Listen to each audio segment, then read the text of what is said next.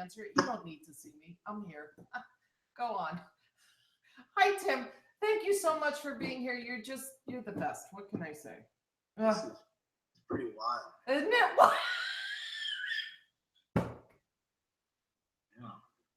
Yeah. So professional. Anyway, everything is fine now, and someone is asking, where are the cats? I guess they're assuming my cats. My cats. Yes. I saw You saw a cat? Yeah. the white. Oh, this is so helpful. No, really, what did you want to talk about? Seriously, since we're here and we're all hooked up and we're reasonably all right. So the question is for you, Tim, is what did you want to talk about? Was there anything in particular you wanted to talk about? The weather? No, it's up to you. Cats. Yeah. How many people do we have? I think 6. But there are going to be other people who will, this is assuming that you approve of the broadcast of this YouTube video. There will be other people who will be able to watch. I've got about 600 and something subscribers. So, and for those of you, actually, let's just speak seriously. For those of you who don't know, Tim is an amazing composer, and he's also an amazing music editor, and he's done a lot of projects, and he's also the general manager of Cinesamples, which is a fantastic set of instruments. I think they're the best, but that's just me. Anyway. So, and you also taught at NYU for a long time. Yeah. What? How you and I met. Yes, that's how we met a long time ago. So, right. So let's, I don't know what you want to talk about. We were talking about Hollywood and how it was so different. I mean, you're now in LA and everything. You were just saying that people feel like they're successful if they just have gigs now, right? That's the general feel that I get right now. A lot of composers are, struggling to make ends meet with the budgets they're given on projects these days, and the time demands are no different. In fact, if anything, they're more strict, faster delivery, which means they have to hire other people to help them. Yeah. So once they hire other people to help them, then it's just not much money left over, really, in the end. But it's the only way to survive. It's the only way to get the job done, oftentimes, is to hire somebody. So that's the general feeling that I'm getting from most composers. Yes. You can hear me okay, right? Yes, I can hear you fine. I was going to, well, as I had mentioned before, back in the day when I was teaching at NYU, I had a whole set of, a whole lot of advice for composers, and it seems now that the rules are just changed. Everything has changed so much. It's hard to even gauge what's happening, but how has it changed for music editors? Has it changed at all for music editors? So I can tell you that answer solidly up until 3 years ago.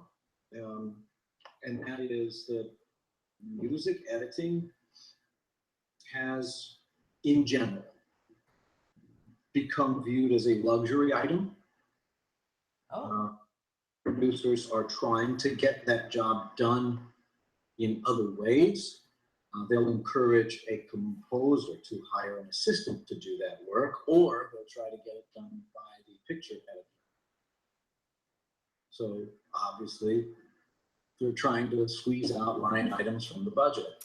And so what gets compromised when they do this, cost-cutting measure? What exactly is sacrificed when it comes to the final product in terms of, quality?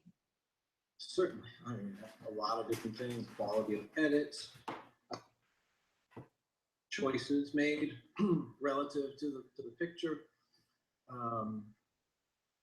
Certainly, as everybody knows, the quality that suffers when there's not enough time.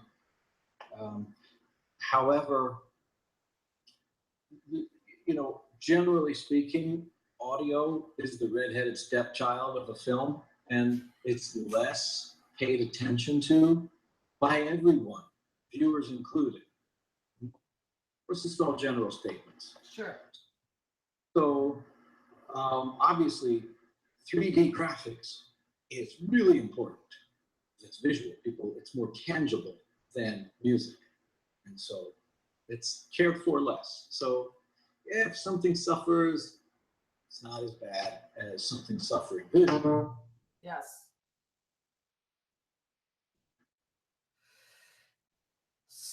Well, of course, you know, composers. Again, here's another how it affects composers as well. They have more to do. They got more on their plate because either they cannot hire. See, the music editors union has a certain number of rules in place, and they're trying to hang on to as many of those rules as possible. One of them being if a production is signatory, in other words, they use union grips, camera, crew on the shoot. Obviously, you have to keep doing that throughout the post process, and that means you have to hire a music editor. That's what they'll do. They'll just try to get away with a bare minimum. They'll hire, oh, okay, we can do 1 or 2 weeks. Okay. And then figure out who's going to do the rest. You know, oh, composer, you can do that. Or you can get your assistant to do that. And so obviously that puts more pressure, more obligation on the composer who's making the same amount of money. So are we talking about independent feature projects, or is this something that is happening across the board in Hollywood, like within the studios and lower budget films? I'm assuming for higher budget films, then they definitely are using music editors. Am I correct in my assumption? Yeah. That's correct.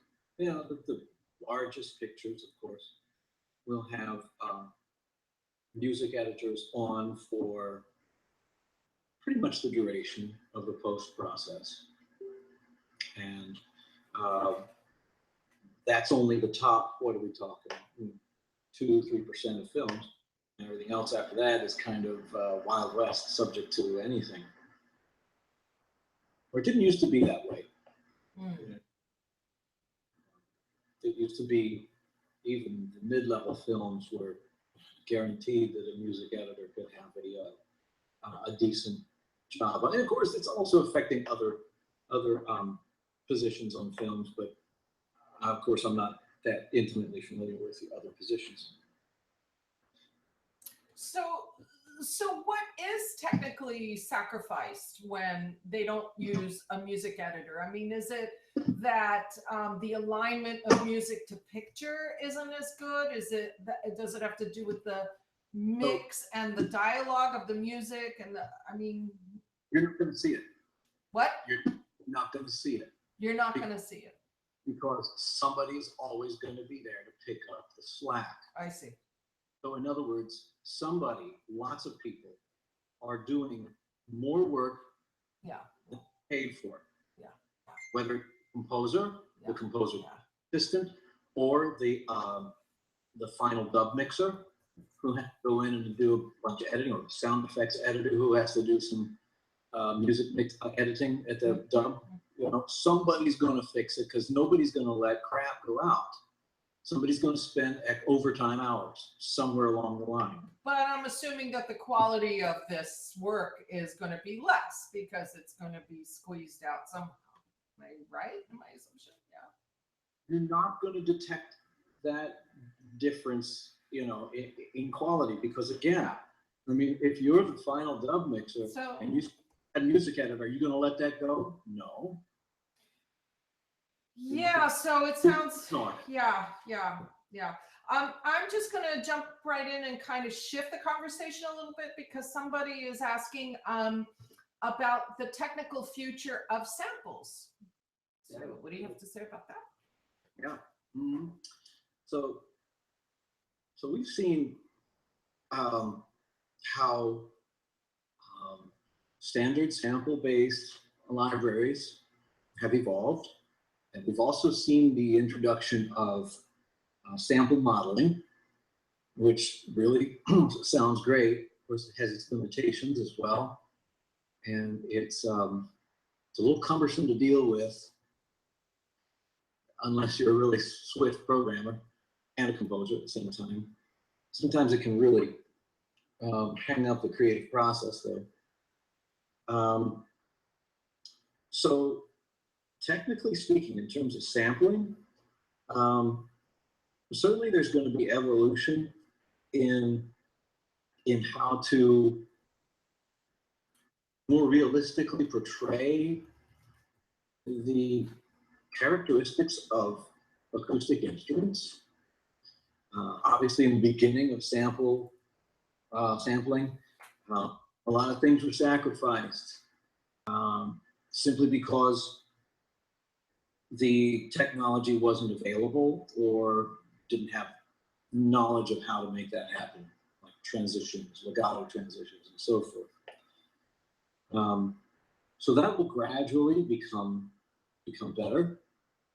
And another thing I see happening is, I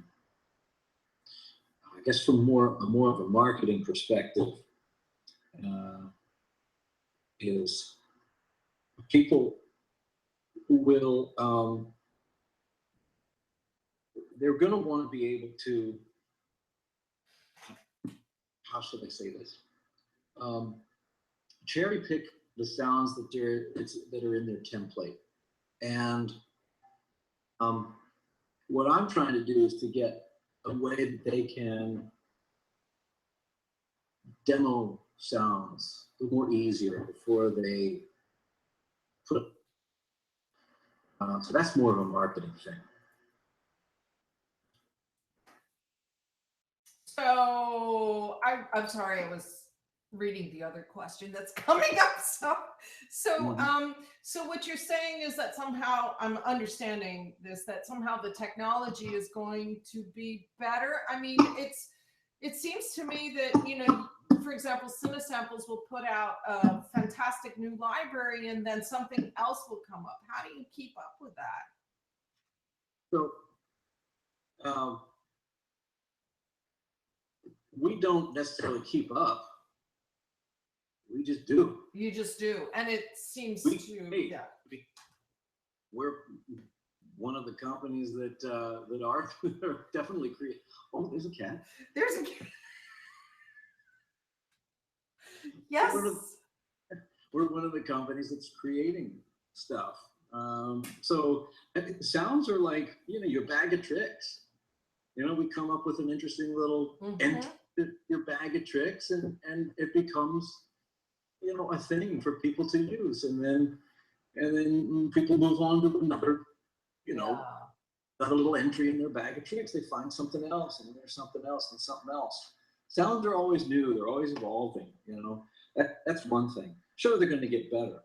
You know, the sampling world, you know, began very, you know, in a very underdeveloped way, obviously, like any other business, and it quickly increased exponentially, and now we're still increasing, but leveling off. You know, in terms of like major developments. So it's like, hey, we're finding new sounds. And can I put you on the spot and ask you what your most popular library is? Yeah, Tina Guo acoustic cello legato. Isn't that your latest one? Is it your latest one, or is it just no? You've had other ones since, and yeah, that was 3 years ago, and change. Yeah, and people really dig that. They really like it, and you know what? It's simple. It's really simple. It's a very lightweight library. You load it up, you play it. Sounds great. It works. And it's just cello. Is that what it is? Yes. That's pretty cool. So I've got another question here. Apparently, there are a couple more questions. I'm having trouble accessing them, but here is one question from Craig. He says, "Would Mr. Starnes give us a better understanding as to what a music editor does?" I don't know much about it. Well, I've got news for him. Most of the industry doesn't know They either. don't know either. So can you illuminate and clarify for us and tell us what this is? I couldn't feel bad at all. So, not that he does. So, hierarchically, the film editor works directly with the editor. Underneath the film editor, there are 3 audio editors. There's a dialogue editor, there's a sound effects editor, and then a music editor. So that extends off, and it includes the composer, of course. So in terms of communication, the music editor is the connection between the director and editor, and then the composer. And not that they don't ever communicate, but on a regular basis, day to day, the music editor is working oftentimes physically with the director and editor. And the composer is wherever the composer is. And then those physical meetings happen a little less often, or they're all together. Reviews, so forth. So, going down the line chronologically in the film post process, music editors do the following. First of all, they spot the film with the director and composer. They create the document, the master document that includes every piece of music in the film, no matter what its source or if it's a score. And that document includes in and out times, durations, what the director wants from that piece of music, what they want it to do. Then the music editor will temp the film, which means the film usually has to go through a bunch of test screenings. This happens way before the composer has finished writing. And these test screenings have to make sure, the people who are investing money are going to get their money's worth from the film itself. So we have to put temporary music in there, something that fits, that works. That's right. So the music editor is responsible for that, yes? Yeah. Oftentimes that's begun by the film editor with the director, and then the music editor picks up where he or she left off. So simultaneously, I'll work with the temp score as I'm working with the composer to drop in the composer's cues and review with the director, giving notes back and forth, maybe trying different edits, trying to improve, so forth. Then once all of that composition is improved and we've had successful test screenings, I can let the temp score go and concentrate fully on the score that's being written. And then I'm working toward a recording session for the score. Preparing for that, once the recording session is done, I'm editing all of that together. That goes to a mix engineer. Mix engineer makes 5.1 stems from all the recording, delivers it back to me. I put it against picture, which I'm sure has changed at that point, so I'm conforming again. Yes, lots of picture changes. Everybody knows what conforming is like, and that helps. So that occurs all throughout the whole process, temp score and score. And then delivery to the dub, the final mix. So I accompany the music. I represent the music. Oftentimes being in a dub, the director and the sound effects editor and the dialogue editor, the final mixer are all there in the same room together. Another cat. And somebody will say, why is this sounding confusing? I'm not hearing the dialogue. It must be the music. Wait a minute, time out. I'm hearing sound effects in there too. So I'm defending the music as much as possible, offering solutions so that the music doesn't get sacrificed. I mean, it sounds like it's a whole lot of stuff, and it's sort of incredible that, they're managing to cut corners and to circumvent the role of the music editor and somehow divvy it up, I guess, between the film editor and the composer. And as you said, the composer's assistant. So, and that the results would not be anything that a regular viewer would notice the difference of. That's true. That's true. People, if all of these people who are joining us today are composers, they're going to know the sacrifices that will have been made. They're aware of all that. Most viewers are not. And this is exactly, Craig just didn't, he doesn't know what the duty of a music editor. Yeah. Neither do the people who are paying for it. That's the problem. That is the problem. Yeah. I have two more questions, and we're just going to jump around, I guess, because you are someone with many hats. So put back your Cinesamples hat on, and Larry is asking, isn't it true that as computer processing power and capacity increase, that your sample products will become more realistic? No. Realistic. Yeah. That's the goal. So, the cost of realism is CPU power and is sample data. And so, yes, the bottom answer to that is yes. Yes, the bottom line is. But isn't it also a matter of technology being elegant so that it can provide the results that the user is looking for, but with less power, perhaps? I don't know. It's just a question. I don't know. I'm assuming that's an assumption.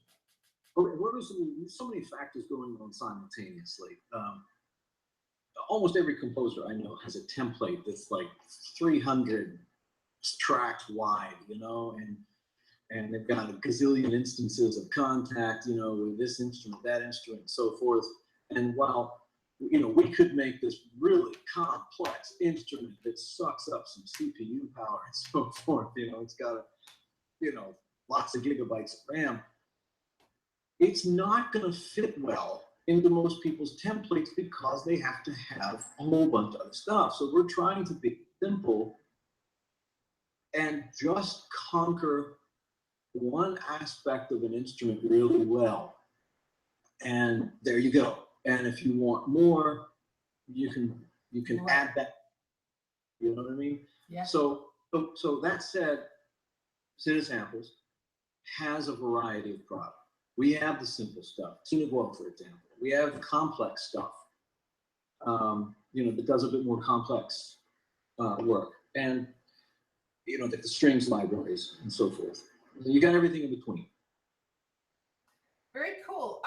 So we're gonna go back to I'm gonna ask you to put your sampling hat back on, but first, someone, I guess this person's name is JDP Scoring, and they're asking, has the hiring of composers outside of Los Angeles hurt those who are in Los Angeles for other films? What's your opinion? Okay, gosh, well, I wouldn't know how to answer that question myself, but maybe you have an insight. Okay, so answering that from the perspective that I have a lot of colleagues and friends who are composers, I'm going to say no. No, it doesn't matter, does it? No. It makes a difference. I will say this, though. I know I have a lot of friends who are, for lack of a better way of saying it, foreign composers, who were born and raised in a foreign country, came here to school and to work, and they're in either LA or New York, and I think 95 to 100% of their jobs come from their respective countries, and they're hired because of the connections they used to have. Exactly. They have their own, everybody should have their own individual constituency, right? So if you're from Ohio, you're going to get your directors from Ohio. That's what I'm assuming. And I think that's great. I mean, Yeah. that's, I love to mix it up. It's awesome. Yeah, absolutely. I have a question. This has to do with Cinesamples. You had told me the last time that we met in person the story about how you started Cinesamples, and it had to do with, didn't it have to do with timpani? No. Here's the. What's the story? So I'm speaking to Mike and Mike here on this here. They those guys are fantastic composers, and before they began the company, they were writing music like any other composer, and they had come across some cues that they were struggling to find good harpglissandi. And they just said, well, hell, just let's record our own. All right, so they did. They hired a harpist and then they recorded. And they said, we could sell this. All right, let's give it a go. So they created a web page called Sena Harp. That's it. That's it. Cineharp.com. That was it. And they sold a few. It was good, And then the next need came along. Oh, that's interesting. Toms. And they recorded that, and then they were having trouble getting the right sound that they wanted, and they contacted a really very good friend of mine, Patrick Kears. They went to school with him, and he's a composer. And Patrick said, call Tim. So okay, so I mixed that. They liked what it sounded like. They sold that. They started making some more money. Of course, then now they got two products. They got to come up with a name. So it's Cinesamples. Right. And then I think the third product was they wanted to have large format European percussion, a la Gladiator, Lord of the Rings. I said, all right, let's do that. That's the one that I remember, yes. We recorded that. That's called Drums of War. Sold that. James Horner picked it up, put it all over Avatar, and then the rest is history. And the rest is history. What have you got happening next? Can you tell us a little bit? A tidbit? Let's see. What can I say? You're just working on projects that you cannot talk about. Yeah, I'm just thinking. I'm trying to police that in my head. What do I want to say? And Don't. I'm not sure if I say right now, but I've got. Yeah, we don't want to know. Well, listen, I want to say one thing. You asked me earlier, what was our best-selling? Yes. And of course, that was Tina Legato. Yes. We released the handbell. We released a little simple handbells library on October. Handbells? Yeah, the handbell choir. Yeah, Christmas. And in that period between October 12th and now, handbells have out, by a factor of 2. No. Right? Simple little handbell library. But it sounds great. See, it just goes to show you don't know what's good. Like, what possessed you to record handbells? I gotta give credit to Mike Patty for that. That's his brainchild. That's amazing. That's really great. So folks out there, if you have any interesting ideas about what to sample, well, reach out to Tim. You never know, Yeah, I believe me. I've got tons of ideas and I wishes bet you do. like sample, and I bet really, you do. Yeah. And that's and producing a library is really an excruciatingly long and arduous process if you do it right. It really is. It's detailed. It literally is. We're like instrument makers, like the traditional wood. I mean, you're constantly sculpting the wood and all that, and fine tuning and wood shedding. Yeah, but that must be so satisfying. I'm thinking in comparison to what you're talking about, the world of music editing now, where they're cutting corners and you can't really tell, and it's everything seems to be falling apart. And yet, when you're dealing with samples, you could be really, really meticulous and go into your craft deeply. And I think that could be very satisfying. I'm assuming. Yeah, and it pays off because. Well, that's good. It's tough, I mean, there's things that again we run into uh, uh, it's almost like it really is being on the cutting edge, run into problems that I can't conquer now. Maybe 2 or 3 libraries from now, I can conquer that. It's kind of cool. Cool. So they're saying they're asking is the handbell library called Cinesamples? That's an earlier project. That's called Cinesamples. This is just simply called handbells, but we do have a bundle where you can get both of them. Just handbells, huh? Interesting. Right. So can you tell us about, because you're a composer as well, can you tell us a little bit about your composing and how that experience has been?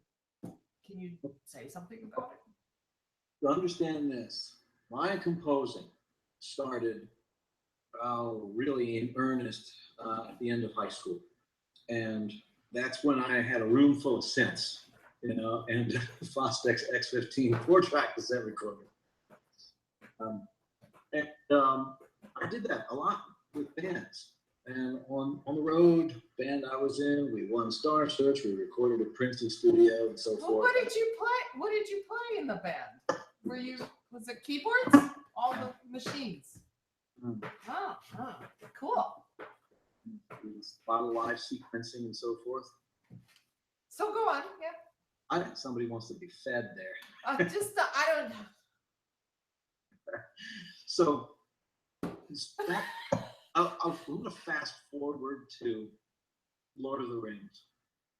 And I'm there in the studio watching all this go down. And I'm like, wow, I can do this. So I'm taking on jobs. So I'm sorry, I have to interrupt you because some people don't realize that you were the music editor for the entire Lord of the Rings cycle, right? The whole thing. So you're there and you're looking at Howard Shore and you're thinking, So to be accurate, one of the music editors, and I was on for the final 2 films. Gotcha. So okay, gotcha. They're extended DVDs. Yeah. And sitting there thinking, oh, okay, I could do this, And so I take on a few films, extra films, indie films, and so forth, and start writing. And I'm like, okay, this is not as easy as I thought it was. It really Very difficult. I would like to really get dramatic sense through music.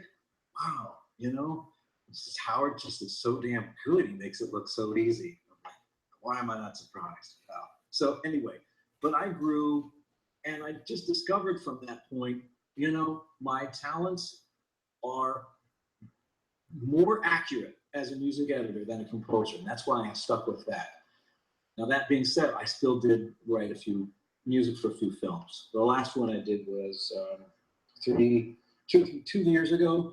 It's an Italian film done by Federico Castelluccio, one of the Sopranos. He did a film called The Brooklyn Banker, and I wrote music for that.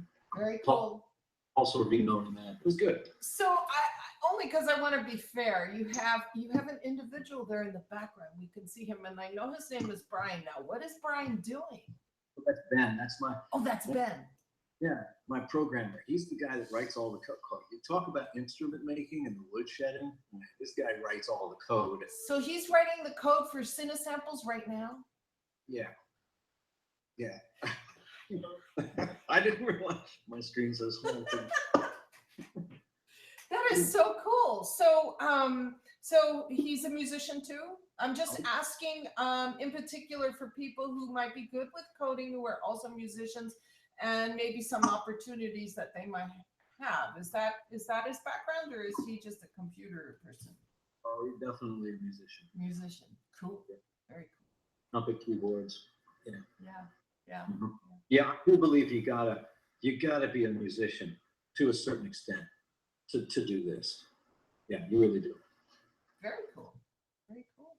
Well, I don't know if there are any other questions I could find out, I think. Isn't that a novelty?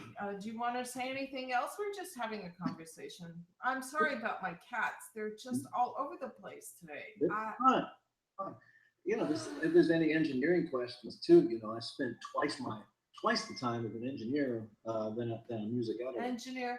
Okay, Zofia, who is in Poland, is asking, what programming language are they using? KSP is the primary language for contact. KSP.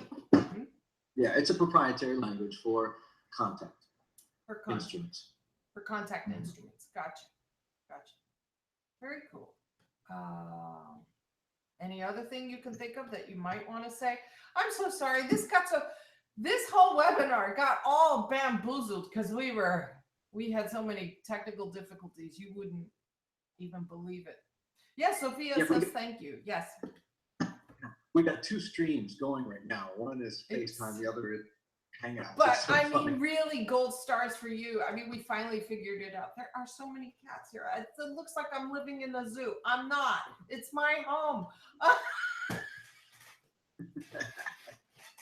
But in any case, yeah, we finally figured it out. So we were having audio problems, and yeah. Oh, someone is writing something. I think it looks like it might be Larry. Might be writing something. I wish I could get onto the YouTube page. I have a question for you. Yeah. Ask. What do you think your most valuable piece of career advice that you've ever given anybody is? That's a really good question. Thank you for asking it. I would say, don't assume. I think the most valuable one is don't necessarily concentrate on your music. You have to also concentrate on your career and who you know. So what happens is a lot of composers who are really talented they tend to be introverted, some of them, and they spend all of this time and effort in making their sounds as beautiful as it can be, and it is, but they don't know anybody. And so I think that to maximize moving your career ahead, it's good to not necessarily take up just any project that comes their way, but also to spend some time meeting as many people as they can. So if you're going to be in frenzy mode, don't necessarily just do it. I think that's what I'm trying to say. You know, if you're going to be in frenzy mode, you know, where you're just doing things with abandon, don't necessarily concentrate on composing music for whoever, but rather go to events, meet people, let them know who you are as a human being, and if you do that as well, that will be in support of your composing. All right. Yeah. Like hang out, like and use that as work. Really. Yeah. As an addendum to that, just notice that the most successful working relationships between directors and composers, they're friends. They're friends. Seriously, They're friends, exactly. It's very strange, but yes. And the reason for that is the work itself can get very taxing and demanding, and directors need to have a comfortable, reliable relationship in order to survive that. That's exactly why. And so it's music quality secondary. Even so I guess here's a question for you. Even now that everything is so cutthroat and they're just trying to cut corners with costs at every turn, even now it seems to you that friendships and the tightness of those relationships are important. Are they less important or more important than ever in your mind? Well, of course, more important. More. Yeah, it is all about relationships. Yeah. I mean, think about, put yourself in their shoes. You know, if you're hiring somebody, say, to design a site, would you get somebody who, you know, has a couple of good reviews, or somebody else recommended, somebody that you know? Like, for example, you're going to recommend to me, and since you did to me, recommended to me, I'm going to more. So, but I'm thinking, hey, bud, you know, I'm cutting corners, and I don't want to pay anybody for a music editor, and we want you on board. I mean, that doesn't make sense to me, but I guess don't know what to say. Well, that's a whole different story. You know, I mean, So it's not quite that, yeah. a composer's going to take a gig. You know, if the money is at least somewhat right, whether they're offering a music editor or not. So here's another question someone's asking, and I want to kind of paraphrase it. This is Larry's question, and he was saying, how in the world were you able to start Cinesamples? And I'm not sure if you were starting Cinesamples, but how did you get into the world of samples? Okay, so, well, you know, playing chorus. When Mike and Mike were starting the company, I was being hired as just a hired gun to engineer, mix, and record. And that was work that I had done on the side. My primary work at the time was a music editor, and that's how it's been. You know, I would drop in to record piano and blue, for example, one of these libraries. So that was I had always been doing engineering work. Engineering, I see. Yes, yes, yes. Along with music editing. So then 3 years ago, they approached me, say, "Hey, how would you like to run the company?" Okay. And how is it to have that administrative hat on? Did you take to it like a, what do they call it, like a duck in water? Well, there are a couple of things that are very similar, and I was able to fit right in on. My work as a music editor has on the projects that I've been in, the nature of it in my projects has always been a kind of a ringleader of the music post-production process. So in terms of team management, that was a fit already. You know, the part about you managing a 24/7 online retail business is new, was new. That's new. That's, I can't even imagine. That must be just amazing. Wow. But the engineering, of course, was, Sure, you know, sure. That, no problem. Right? So, like you said before, one thing that I really enjoyed about this is the opportunity to really fine tune the product. You know, where I got that time, and I can, obviously within reason. There's always time and budget considerations, no matter what, even in the film business, even here. You know, but I've got a little bit more control over that, you know, in terms of being able to make a product good. so Larry, who had asked this question about how you got into Cinesamples and the sampling world, says you're giving great answers and you're very transparent. So he's thanking you for that. Yeah. Yeah. Up until the point of telling you what's next on what we're going to. So what's next? Right. So Craig is asking, you say that you're an engineer. Does that mean systems engineering as in computer systems? I know the answer to this question. Or what do you exactly mean by engineering? Right, of course. Recording engineering. Recording. Yeah, mute. Yeah. Yeah. Yeah, I did that. I mean, everybody. The funny thing is, everybody has to wear that engineering hat. Like even all these guys, these people that are listening right now, watching it, whatever it is. Anyway, they have to be an engineer. I did from, you know, the point I was starting to compose, you know, years and years and years ago. If I wanted to record something, I had to know something About all learning that as we become composers. It's part of the gig, you know, as well as music editing too, especially if you're working on a film. You have to learn some of that, which was what I taught at NYU. Most of my students were composers and composers to be. And so I knew that I would facilitate their learning of the music editing process and what they needed to know as a composer. And engineering too. So Larry says, with your personality, I can see why you and Deniz Hughes worked so well together. That is, yeah, he's great. Yeah. Man, God, what a legend of an engineer, man. Wow. So, Zofia in Poland is asking, are there plans for Cinesamples to become compatible with NKS? Oh, interesting question. Ooh. Yes. We are working toward that. Yes. Oh, you're working toward that. We are working toward that. We're going to take that in small chunks because we know that the majority of our clientele do not use the NKS keyboard.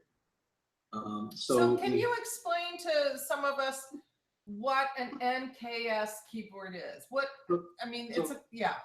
In a simple case, NKS keyboard is a proprietary piece of hardware. It's a keyboard made by Native Instruments that integrates seamlessly, really well with Contact. The key color, all the controllers and so forth, everything on the keyboard corresponds really nicely with the GUI. All right, the graphic user interface. So we obviously keep our finger on the pulse of our clientele. Most of them are film composers who are doing film, TV, video games, some advertising, and most of them are not using this hardware. But we're to the point right now where that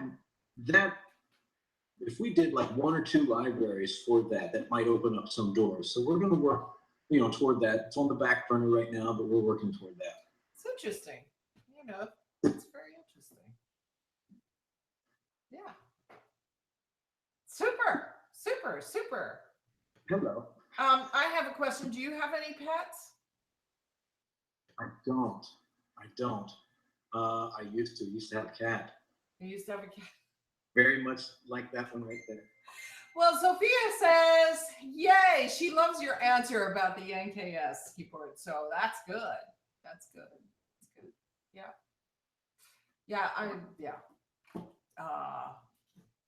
Yes. So anything else? I can't think of anything except to say thank you so much for coming on board.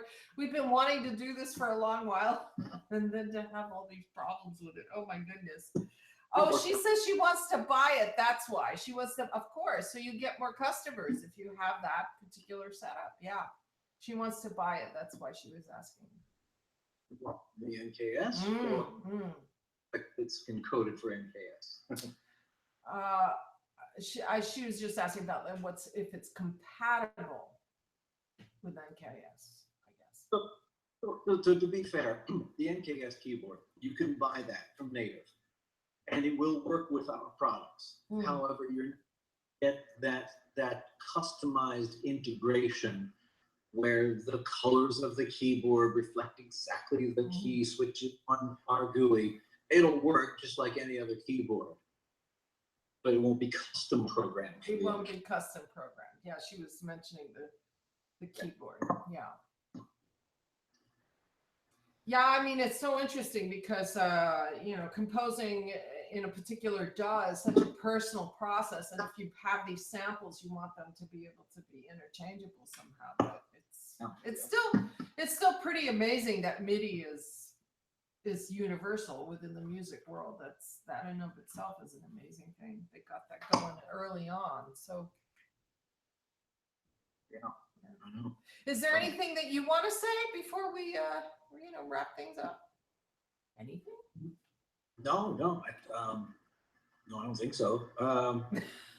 Really cool. No, I'm just trying to think. I guess not. Yeah. Guess not. I guess not. I know. Yeah. I've got. So Craig says, many thanks to me and Mr. Starnes. I will buy the handbells today. You got a new customer. Ooh. You got a new customer. Of all the controls you can do with the ADSR controls on there. Holy smokes, I can't imagine. I wonder, see, this is really interesting to me because, now we're going off on a tangent, but here you have this library for handbells, and ultimately, I don't think it's going to put people who do handbells out of business. I think it's just the opposite. It'll just inspire people to. The example with Tina Guo, okay? Yeah. People thought, oh, you're putting her out of business. No, actually, in fact, you give them more business. Exactly. That's what I'm thinking, and that's awfully interesting. That's so interesting to me. That's why I have the real thing because I've got her in here. It's going to be seamless. Actually, more Yeah, because you're stimulating people to think about in the terms of I wouldn't be surprised in the least that it's upped her business. Good for her. Yeah. And vice versa. And vice versa. It's all. Anyway, Tim, thank you so much. I owe you at least 2 beers at some point. I don't know, but anyway. 2 beers sounds good. I'll pay you back in beers, in kind. No, in espresso, because I know you live out in you're working out in Santa Monica in that espresso bar, that Italian espresso bar. Amazing. Well, thank you so much. I can't thank you enough for you. So, Thank you. And anytime you want to come back on board and join the madness, audio problems and cats galore. Cool. My little big problems. Lovely. Anyway, and our best to Brian over there, who's working awfully hard. So. It's Ben. Ben, why do I say Brian? Terrible. Ben, all the best. Really. Have a good one. Take care. Great. Thank you. Yeah. Thank you. Take care. Okay. Bye.